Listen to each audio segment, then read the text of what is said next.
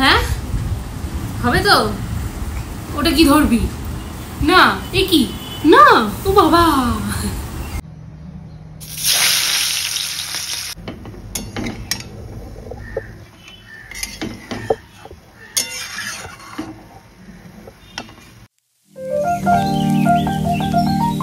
নমস্কার বন্ধুরা, পাই lifestyle page আমার ইউটিউব চ্যানেল অল ইন ওয়ানকে স্বাগত জানিয়ে আবার একটা নতুন ভিডিও তোমাদের উপহার দেবো বলে চলে এসেছি। ঘড়িতে বাজে তখন প্রায় 10:30টার কাছাকাছি।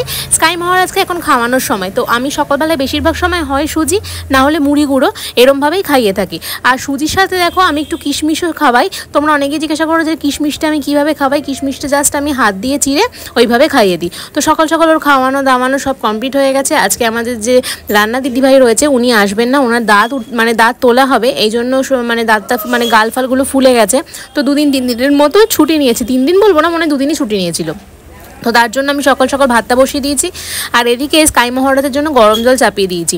তোমাদের সাথে আমি অবশ্যই শেয়ার করি, সবসময় শেয়ার করি যে স্কাই মহারাজের জন্য ডেলি আমি জল চেঞ্জ করি। ফ্লাক্সে জল একদিনের বেশি আমি একদমই স্টোর করি না। এটা একদম স্টোর করা উচিত নয়। অ্যাকচুয়ালি জলটা ফোটানো হয়, তার যে লেয়ারটা থাকে সেই লেয়ারটা সবসময় খাওয়ানোটা উচিত নয়, স্টোর করে রাখাটা উচিত নয় ডাক্তারি মতে। এই জন্য আমি একদমই স্টোর ফোর কিছুই করি না, আমি ডে টু ডে করে থাকি। এরপরে মিড মর্নিং স্ন্যাক্স আমি স্কাই মহারাজের সাথে শেয়ার স্কাই মহারাজকে দেবো আর কি, স্কাই মহারাজের সাথে শেয়ার করবো আর কি। তো ও না এখন বোতলে করে, আগে ছোটোবেলা যখন ছিল তখন এই ফ্রুট জুসগুলো খেয়ে নিত। এখন বোতলে করে খেতেই চায় না, সেই বাটি চামচ নিয়ে খাওয়াতে বসতে হয়। যখন 6 মান্থ 7 মান্থ ছিল তখন বাটি চামচ করে লোকে খায়। এখন যত বড় হচ্ছে তত ওর কি বলবো দুষ্টামিপনা বেড়ে যাচ্ছে। আর এদিকে এখন আমি মাছের কালিয়া রান্না করব। ওদিকে মাছগুলো আমি একটু ম্যারিনেট করে নিয়েছি। মাছগুলো ম্যারিনেট করবো আজকে একটু অন্যরকমভাবে। মাছগুলো তোমাদের একটু শেয়ার করছি তোমাদের সাথে। মাছগুলো ম্যারিনেট করবো হলো রসুন আর গোলমরিচ আর হলো তেল আর লবণ আর হলুদ দিয়ে ম্যারিনেট করব। আর ওটাকে একটু কালিয়া মতো করব। আর তোমরা এইভাবে এর মধ্যে একটু লেবু তোমরা দিতে পারো, দেখবে একটা অন্য টাইপের খেতে হয়, ঠিক আছে? রেগুলার মাছ আমরা যেমনভাবে খাই তার থেকে একটু অন্যরকম খেতে তো কার না ভালো লাগে, তাই না? আর ম্যারিনেট করে খানিকক্ষণ রেখে দেবো। আর স্কাই মহারাজের জন্য এখান থেকে একটা পেটি নিয়ে নিয়েছি, সেটা হালকা করে ভেজে আমি করব কি বলে ভাতের সাথে দিয়ে দেবো, প্রেশার কুক করে নেবো, তাহলে ওর রান্নাটাও রেডি হয়ে যাবে। আমি পাশাপাশি দুটো রান্নাই বসাবো একসাথে, না হলে প্রচণ্ড দেরি হয়ে যাবে। আর ডাক্তারের সাথে আমি কথা বলেছি, তোমাদের সাথে এই জিনিসটা আজকে শেয়ার করিনি যে স্কাই মহারাজের খাওয়া দাওয়ার রুটিন না কিছু চেঞ্জ করেছি, কেন মাঝখানেও বমি করছিল এবং সেখান থেকে না একটা গ্যাসের গন্ধ থাকে না, একটা স্মেল হয় গ্যাসের, যেটা ওই স্মেলটা আমি পাচ্ছি না। এই জন্য স্কাই মহারাজের আজকে থেকে রুটিন পুরো চেঞ্জ। এখন ওকে স্নান টান করিয়ে এনেছি, স্নান টান করিয়ে নিয়ে সাউন্ডটা অফ করা আছে বলে, তাই না হলে আরেক প্রকার যুদ্ধের সৃষ্টি হয়, জানো তো? ওকে পাউডার মাখানো বা ওকে জামা পরানো বা ওকে টিপ পরানো, মাথা আঁচড়ানো, হ্যাঁ মাথা আঁচড়ানো না, সরি চুল আঁচড়ানো, এগুলোতে খুব সমস্যা হয়। তো সাউন্ডটা অফ করা আছে বলে তোমরা হয়তো বুঝতে পারছো না। আর এদিকে আমি মাছগুলো সব সুন্দর করে ভেজে নেবো, কেন ম্যারিনেট করে রেখেছি প্রায় মোটামুটি আধা ঘন্টার কাছাকাছি হয়ে গেছে। তো আর এখন যা পরিমাণ গরম পড়েছে, বাচ্চাদের ঠান্ডা গরম লাগাটা তো স্বাভাবিক, তার সাথে সাথে আমাদেরই লেগে যাচ্ছে, কেন আমরা কাজ যখন করছি না তখন জামাটা পুরো ভিজে যাচ্ছে, পরে ওটাকেই ফ্যানের হাওয়ায় আসছি, গাতেই ঘামটা শুকাচ্ছে, যার ফলে আমাদেরও ঠান্ডা লেগে যাচ্ছে। আর আগে আমি স্কাই বাচ্চার জন্য খাবারগুলো সব সাদা তেলে রান্না করতাম, এখন কিন্তু সব সর্ষের তেলে রান্না করি। আর দেখো আজকে আমি দিয়েছি ক্যাপসিকাম, আলু আর গাজর, 2 থেকে 3টে সবজি, বেশি আমি দিই না। আর এখন না বসে বসে আমি ব্যালকনিতে বসে বসে ভয়েস ওভার দিচ্ছি, এই জন্য হয়তো বাইরের একটু নয়েজ তোমাদের সাথে শেয়ার হচ্ছে। এগুলো ব্যাকগ্রাউন্ড মিউজিক বলে, ফ্রি ব্যাকগ্রাউন্ড মিউজিক বলে তোমরা ধরে নিতে পারো। আমি আগেই শেয়ার করেছি, শেয়ার করিনি সরি, আগেই বলেছি যে পাশাপাশি আমি 2টো রান্না বসাবো, নাহলে স্কাই বাচ্চাকে অন টাইম আমি খেতে দিতে পারবো না। আর সত্যি কথা বলতে আমি কি বলবো, এত গরমে না একা হাতে সব কিছু করতে করতে না হাঁপিয়ে যাই।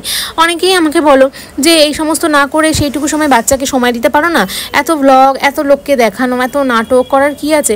ভাই এটা আমার প্রফেশন, ঠিক আছে? আমি একটা রাস্তার ব্লগার, ঠিক আছে? আমার মতো রাস্তার ব্লগার এরকম অনেকে রয়েছে। তো আমার মতো রাস্তার ব্লগার যারা রয়েছে তারা তো এটাকে প্যাশন বলে মনে করে। সংসারের কাজ করতে করতে যদি আর 5টা 10টা কাজ সামলানো যায় তবে কিসের সমস্যা, তাই না? এত তোমরা জলো কেন বলো তো? আমাকে যারা ভালোবাসে কিন্তু তারা আমাকে সত্যিই ভালোবাসে, তারা অনেক ভালো ভালো কমেন্ট করে, এমনকি সময় মতো আমি সবার কমেন্টের আনসারও করতে কিন্তু পারি না, তাও কিন্তু তারা আমাকে যথেষ্টই ভালোবাসে।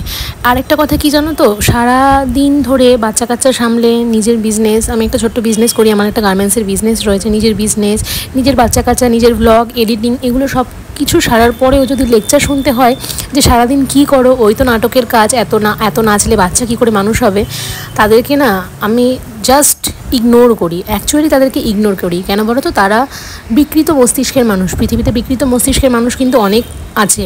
এই যে যেমন আমি একটা কথা বলি, তিলোত্তমার ঘটনা, তারপর বাংলাদেশে তোফার জলের ঘটনা, এগুলো নিশ্চয়ই তোমরা অনেকেই শুনেছো। তো এগুলো হলো বিকৃত মস্তিষ্কের মানুষ। আবেগের বশে মানুষকে নিশ্চিহ্ন করে দিল। এটা কি সম্ভব?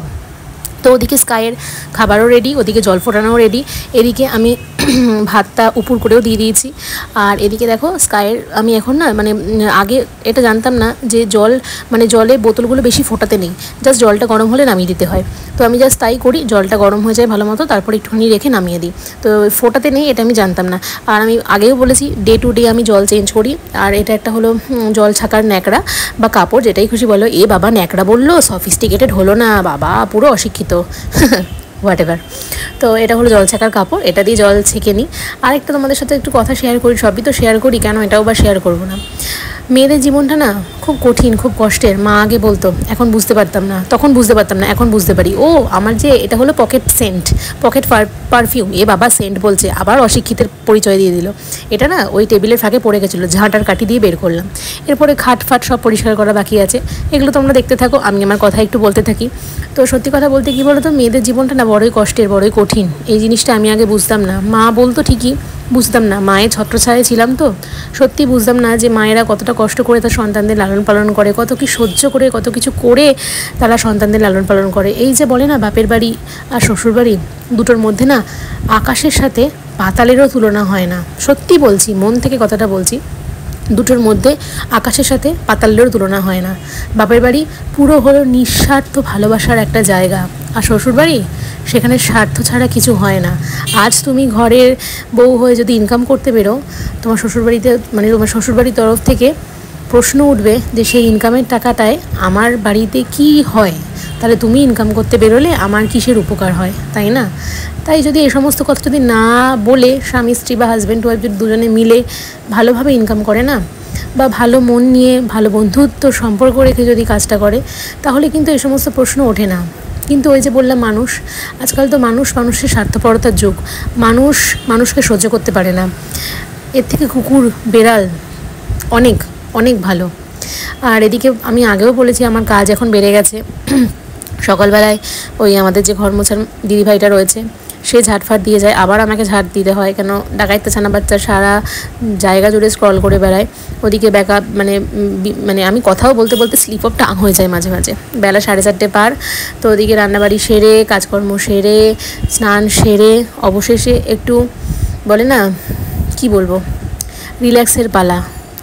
রিল্যাক্স আর কি করব, ডাকাইতে ছানা বাচ্চা তো উঠেই গেছে, কোনো রকমে ভাত ঠুসে ওকে আবার ধরতে হবে, নয় ওকে একটু ছাদে নিয়ে যেতে হবে, তারপরে ওকে খাওয়ানো আছে, আবার রাতের খাওয়ানো আছে, ঘুম পাড়ানো আছে, আবার সকালবেলায় উঠে অ্যাজ ইট ইজ যেরকম কাজ থাকে সেরকম কাজ রয়েছে। ওদিকে ঘড়িতে তখন 4টে মতো বাজে হয়তো। মহারাজের জন্য একটু কলা নিয়ে এসেছিলাম, সেই কলা তো আর খাবে না, কেননা ও তো টিভি দেখছে, তো পাত্তাও দিচ্ছে না। তো আমি আর জোর করিনি, তারপর নিজে খেতে বসলাম। দিনের শেষে কিছুটা যুদ্ধ শেষ হলো হতাশার সাথে, অবশ্যই হতাশা, কেননা মায়েদের লাইফটা হতাশারই, মেয়েদের লাইফটা হতাশারই। যদি ঠিক মতো জায়গা মতো বা মনের মানুষ মানে কথা বলার মানুষ যদি অভাব থাকে, যদি মিল না থাকে না, লাইফটা হতাশারই। তবে সহ্য করার মেয়ে আমি নই, সহ্য আমি করি না, কখনোই আমি সহ্য করি না। ভিডিওটা আমি এন্ড করলাম, ব্লগটাও এখানে এন্ড করছি। ভালো লাগলে আমার পায়েল লাইফস্টাইল পেজের সাথে থাকবে। ইউটিউবে গিয়ে পায়েল গৌড়াই সার্চ করে অবশ্যই আমার মানে চ্যানেলটাকে সাবস্ক্রাইব করো, পাশে থেকো, এই বলবো। আর যারা আমাকে ভালোবাসো তারা সত্যি আমাকে ভালোবাসো। আর লাস্টে একটা কথা বলে যাই, আগে যখন খেতে বসতাম না, যত দেরি হোক না কেন মা আমার পাশটিতে ঠিক বসে থাকতো, এখন একা।